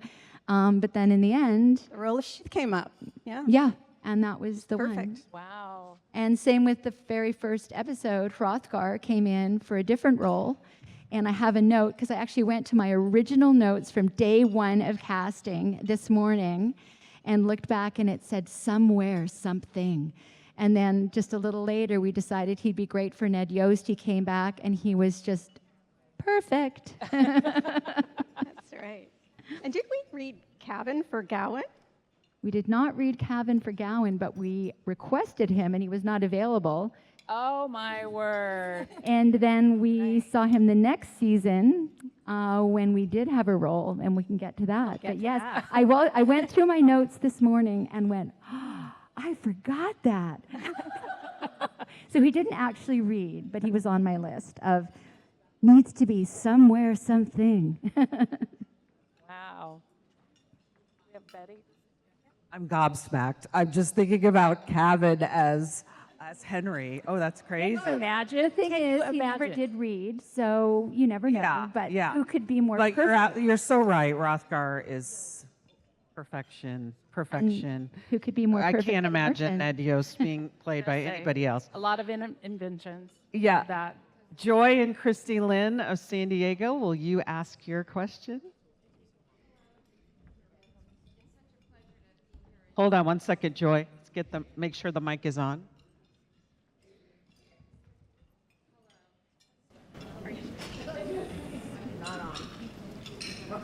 I take it? Yeah, that might. We'll share. Oh, we got a good one. Here. Well, hello for the third time. It's such a pleasure to be among all these Hearties and to meet you. So, and my daughter here is Christy Lynn, and we're asking a question on behalf of a friend of ours that couldn't make it last minute. So as you know, the industry has changed so much since when Calls the Heart has originally started that today many auditions are via self-tape. So our friend Gail Keiko of San Diego wonders, how much do you still get to interact with actors? And if you could cite a favorite encounter that you had with them in the room, as they say. Should I start? Well, I miss the old days. It was magic in our room. We had so many actors come through our doors, and we got, I guess it was fun because I often got to be Elizabeth, but sometimes I got to be Gowan or, every other role. So I got to read with so many wonderful and beautiful actors. So I do miss that time. But I think when I go back, I do remember, because we were just talking about it, when we did wait for Martin because he was on set, and when he came in and read for Gowan, and he wore his three-piece suit, and he was so dashing, and he was so noble and so commanding, and I remember reading off of him and just thinking, I'm pretty sure he's going to get the part. So that one I... Did he scare you out of your boots? Did he which? Did he scare you out of your boots? No, he was just very even. He had this kind of quiet command that I just didn't want to step out of line. Oh, my word. So he was one. Should I take the next one? I think Pascale was an absolute standout. I remember reading it on the page, and Rosemary described as, just like this force of nature who came in a red dress. And what would she describe how she came in? I just know how Pascale came in, and she came in a red shirt that was gorgeous, blouse, and her hair was in a top notch and a beautiful little silver pin that was absolutely divine. Of course. And she was Rosemary Laveau from the moment she walked in that room. And she could have knocked me over with a feather. She just was unbelievably perfect. She just owned it. And she was somebody who had not been available because as casting directors, we do work on other shows. So she was somebody that was on our radar that I knew was magical. And the fact that she came in and made that magic was just divine. Divine. I love that. And I would suspect that that would be the course of the audition, because she is always in there and, you know, flowery as a word. So, you guys, do you like Cadet Oliver at all? Yeah. So we have a question with Ruth Taylor from Mississippi, and she would love you to talk about finding the actor Jacob Shumay. And then he debuted, what, in season 12? Yeah.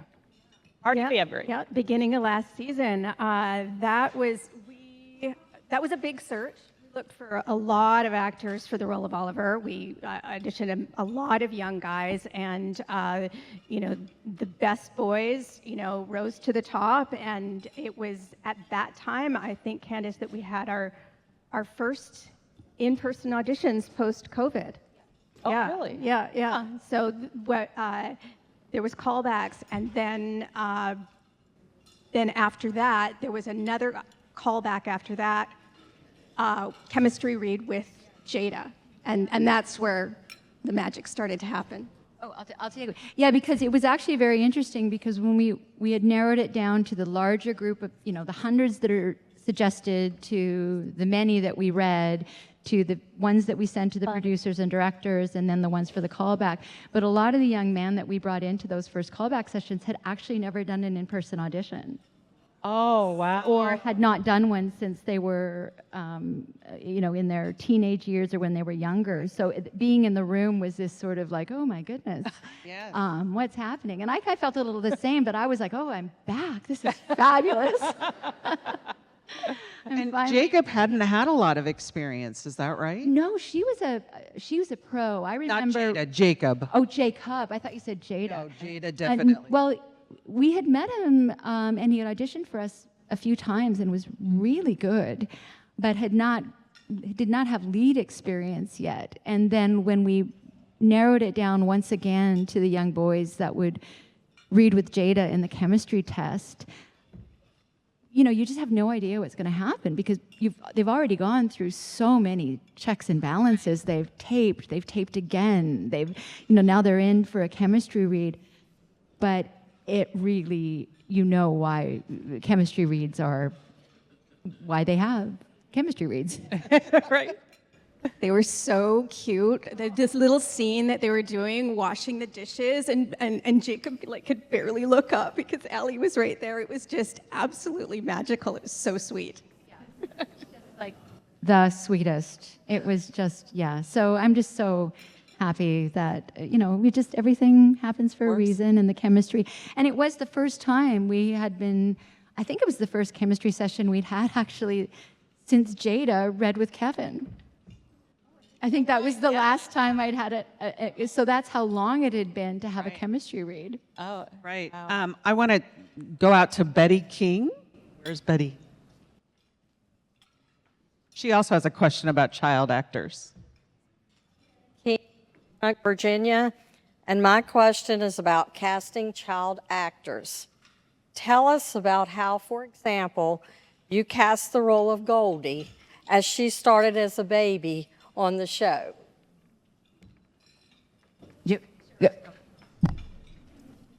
You're asking about Goldie? Right. Well, babies and infants and toddlers usually get cast by extras casting because they don't have to learn any lines.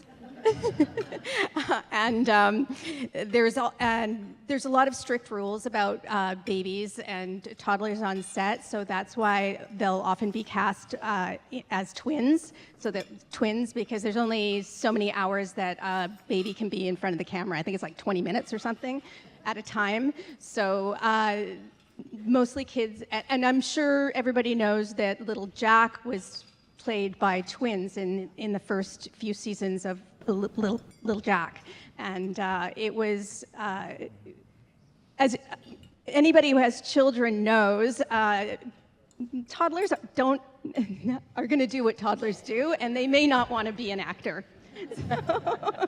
So I think we got the call that maybe we should, once the character of Little Jack was getting dialogue, that it was time to start auditioning some young actors for that. And that was also during COVID.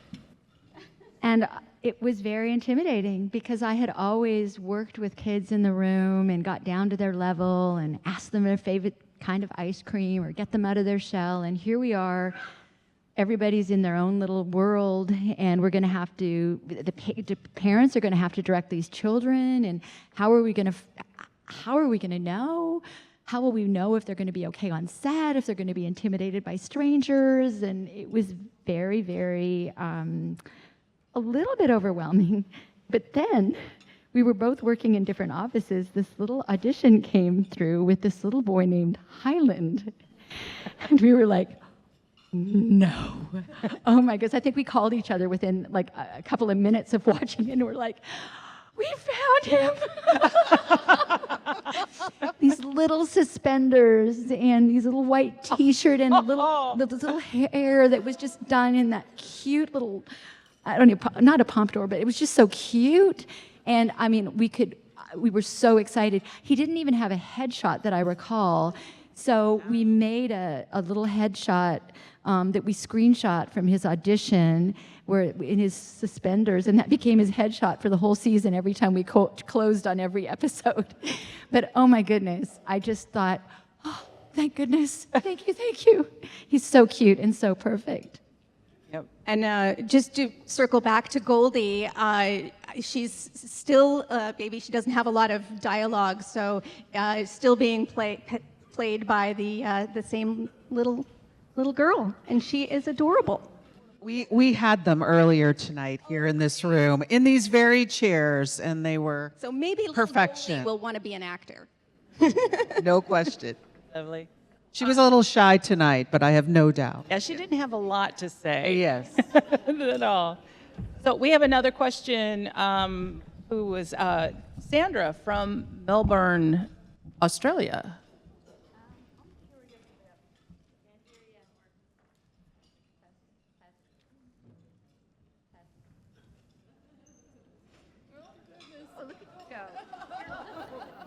Go get her. Go get her.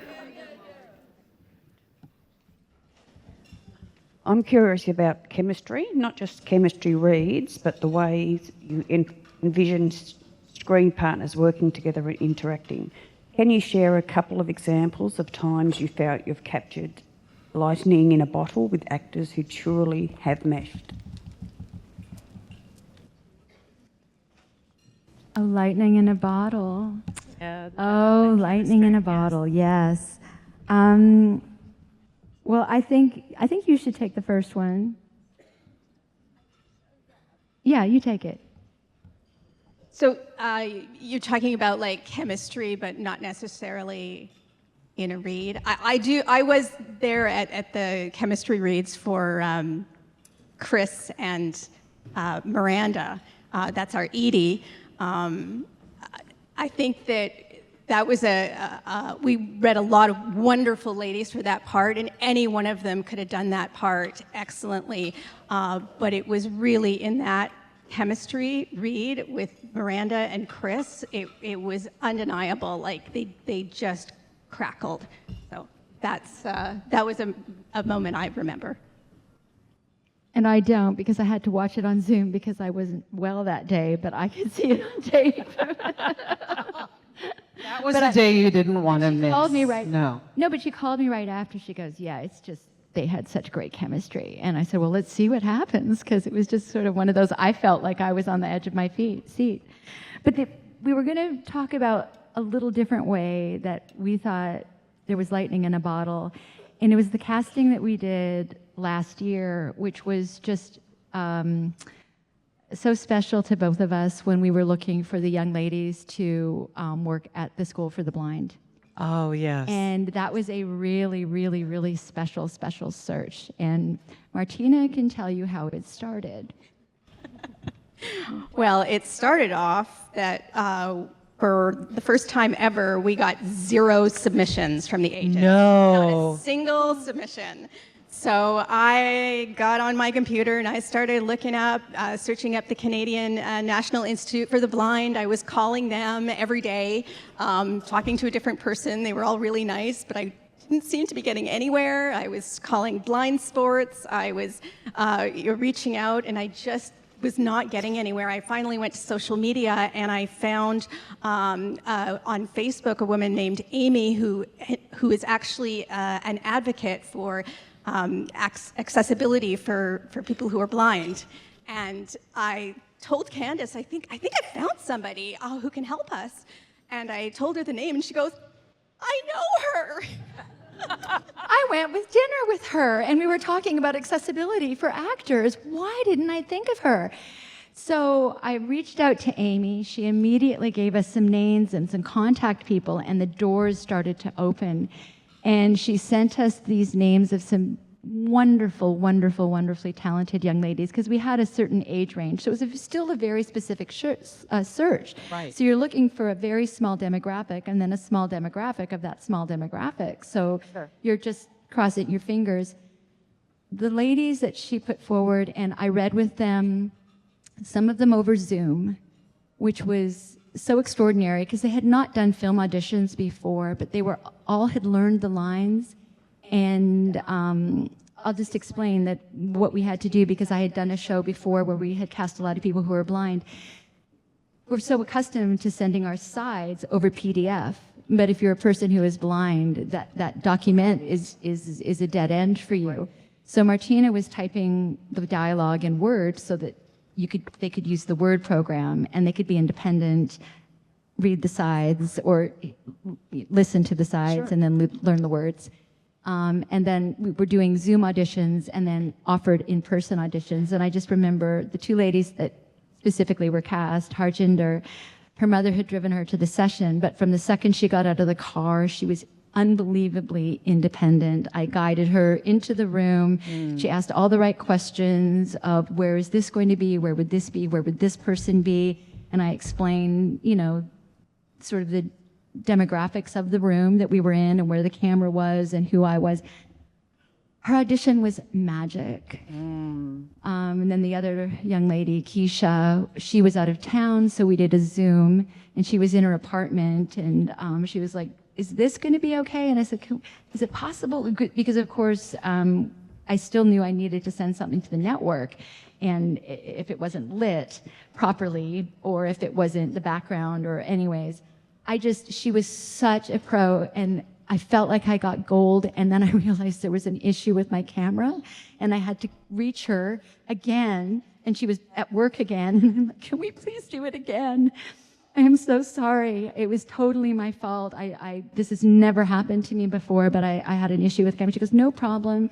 We tape her a little later, and both ladies were just stars on set. The director did a shout out just saying how they really were magical and wonderful. Remind us who the director was. Yeah. Was it Siobhan? Okay. That was such a rich conversation that we had. Such satisfying casting, and that was lightning in a bottle for us, because it just felt like the people who should have got the role, they really did shine. Well, even the production, people were saying that, that kind of atmosphere with these actors that are, impaired, but they were so lovely. And even that, the conversation that we had with Viv, they were like so extraordinary. So, and that their blocking was great. Of course, better than other actors, Right. Because of course they're accustomed to they know the room and like in the actual audition, to explain where your eye line would technically be, or what we need from you so that the camera can capture you, and just the muscle memory and just the talent. It was extraordinary. Just extraordinary talent. Really a special episode. Switching gears, Marissa Myrick-Patek of Florida loves the villains on the show. She wonders if you enjoy seeing a sinister side of actors come out, and if you have a favorite villain that you've cast over the years. So I'll go first. I love a femme fatale. So I would have to say it's Janette Ocon. The lovely Cecilia Deacon, who we've had the pleasure of casting a few times, and she is just a stunner. She's also the sweetest person in the world, so that makes you feel safer. But I thought she just really captured the femme fatale, and she had, she was in her, had between a rock and a hard place, so she had sort of a bad choice or a worse choice, and she had to make a choice. Right. We all loved to hate her. We really did love to hate her. I just have to give a shout out to the original villain, Mr. Henry Gowan. Yes. Martin Cummins. Oh my goodness. I mean, even after his redemption, after the collapsed mine where he killed everybody's husband, he's redeemed. And then he swindles Jesse out of his land. What? And he's redeemed again. And now he's a gardener. And I just wonder if he's going to be able to stay on the straight and narrow path. Yep. Well, I'm looking forward to season 13 because I don't know what his journey will be, but I'm just excited about it because now it's like, okay, what do you need to do now? I mean, there has to be a story for him. So I'm looking forward to it for sure.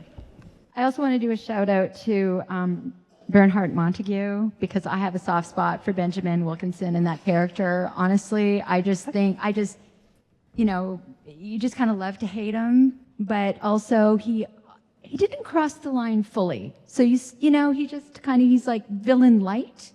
I don't know. I just loved his character and what Ben did with it. I think that the villains who are rounded out and relatable are the ones that are most impactful.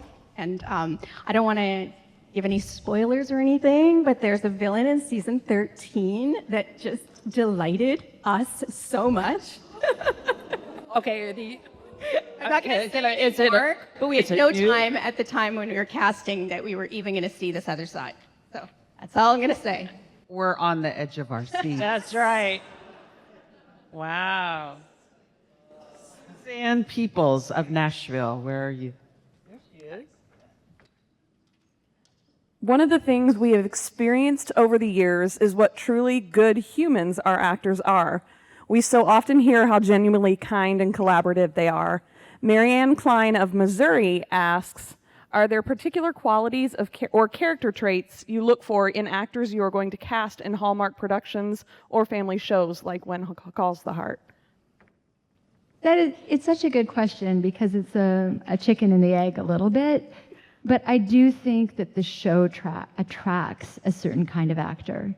And so agents will suggest people, but if people know the show, there are people that resonate, I think, with our storytelling, right, or an old-fashioned quality or a kind of a genuine quality to this person. And we also, in our profession, meet a lot of people, and so where they might not be right for another show that we do, we kind of clock it and go, oh, but when that role comes along, we know who to call. Right. Right? I think it really helps us that this show has been going on so long and it's so accessible by streaming, and so actors can go to the show and get a sense of the tone and the look. I mean, we love a good blouse. A good blouse. We're not asking for cameos anymore because we are in 1923. So we are, opening things up a little bit and saying, instead of our wardrobe notes was like, find a nice skirt, we're like, or slacks for the ladies. Good.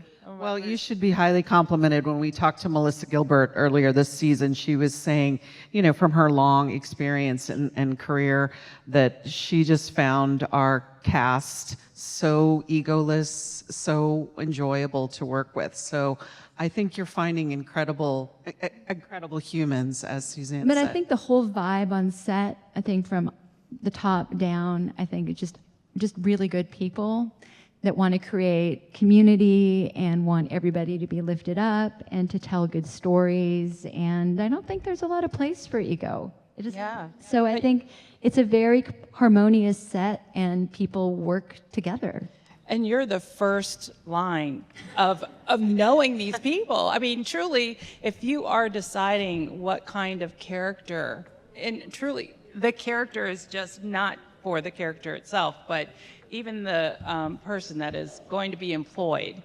And that's what we see all the time. The production people are always saying, oh, these people look really good, but they're really good people. And that is what you are doing for the cast of When Calls the Heart. Well, that's pretty fantastic.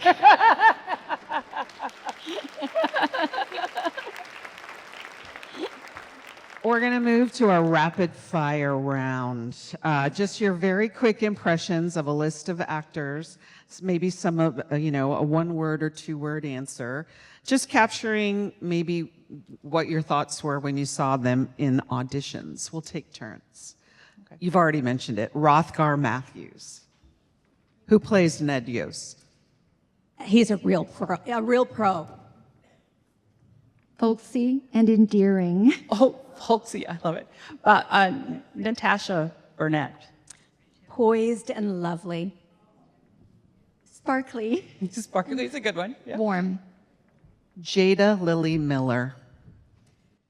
Perky and perceptive. Inspiring and very sweet. Oh. Samantha Ferris, who plays Maisie Hickam. A tough cookie. Strong, no nonsense. Fantastic. Chris McNally. Dashing and charming. Dreamy. And mysterious. Oh, interesting. All right. Did you say mysterious? Mysterious, yeah, interesting. All right, we talked about Pascale, but Pascale Hutton. Playful and sparkling. Charismatic, yet refined. Refined, yes. Amanda Wong. Smart and polished. Serene and sweet. Okay. Viv Leacock. Good-natured and affable. Uplifting and positive. Oh. Max Lloyd Jones, who plays Tom Thornton. Dreamy and very cheeky. Very, very cheeky. And dashing. And dashing. Oh dear, this is a competition. It's going there, isn't it? It's going right there. All right, Kevin McGarry. Noble. Steadfast. Steadfast. And handsome.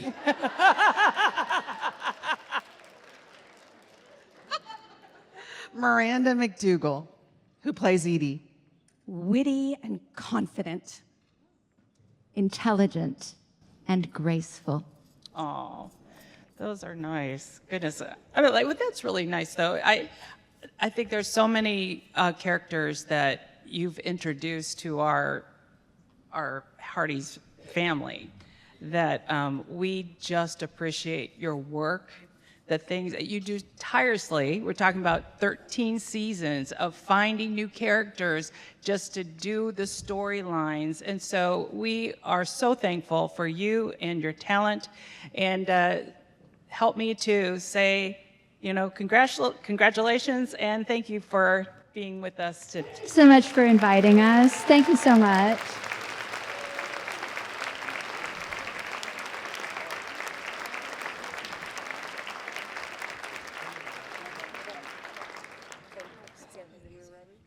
Before we go, I want to call up Chelsea Freitas, who's one of our amazing, I think you're Gen Z. You might be millennial, but I think you're Gen Z.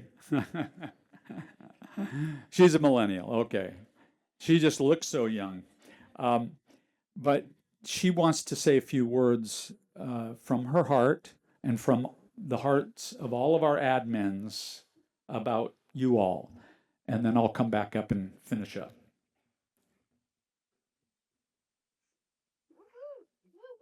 Hi, everybody.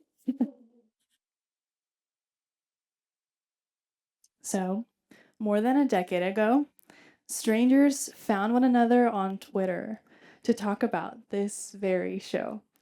They coined the hashtag Hearties, a fandom that became a family and a movement that has driven ratings for 12 seasons. They started this very event, the Hearties Family Reunion, and Hearties parties around the world, brimming with our shared love of When Calls the Heart. In her poem titled Being a Fan, Josie Balka says, "Being a fan of something is such a blessing because being a fan of anything gives your life a lot more purpose than you will ever know. In a world of so much disagreeing, being a fan lets you be a part of something like-minded. You get to feel together.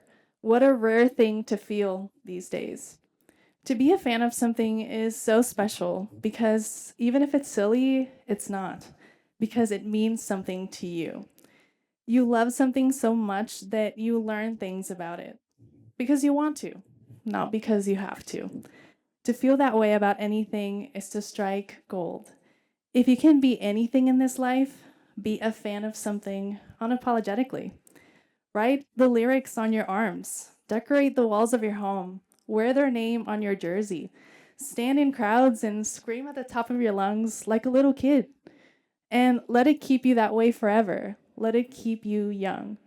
You don't have to understand why. There doesn't have to be a rhyme or a reason outside of joy. Just be a fan and let others be fans. Find something that you lose yourself in because there is no point to life other than to immerse yourself in all the parts of it that make it worth living. So, if you can be anything, be a fan of something. Thank you.